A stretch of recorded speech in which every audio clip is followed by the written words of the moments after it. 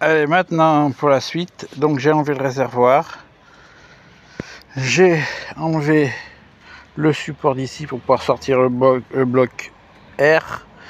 Il va encore que je démonte les deux vis là pour le sortir. J'ai supprimé les petits tétons, je ne sais pas si vous vous souvenez, qui étaient là.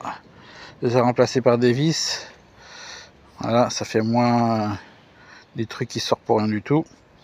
Et je vais vous montrer donc l'état de l'essence.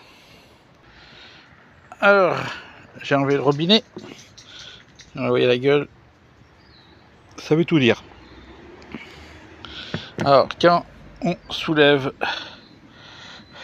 le réservoir, vous allez voir, ça ressemble plus à de l'essence.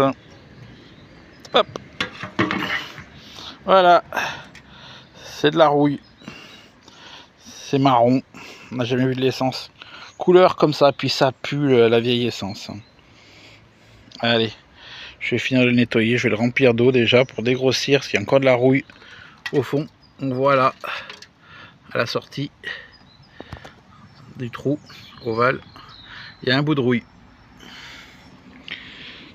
Alors j'ai ressorti l'égouttoir du bac, et on voit bien toute cette rouille de merde.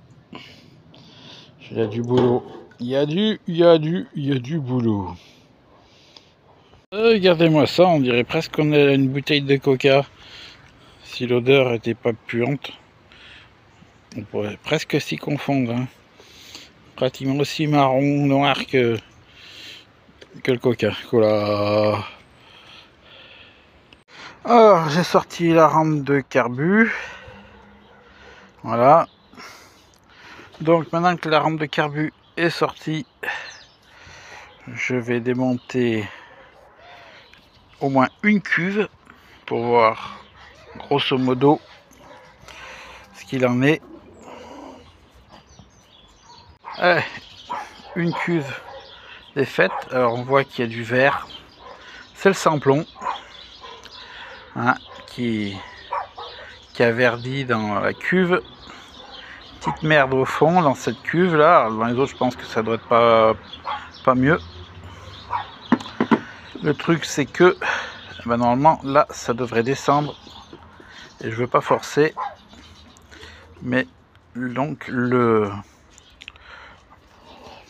pointeau là il est collé, il est bloqué, il devrait descendre.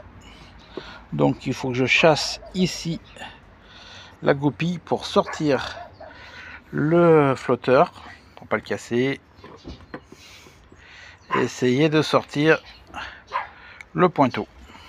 Voilà, ça a collé, l'angle pointu, la partie pointue est restée collée dans son emplacement qui fait en fin de compte office de régulation d'essence.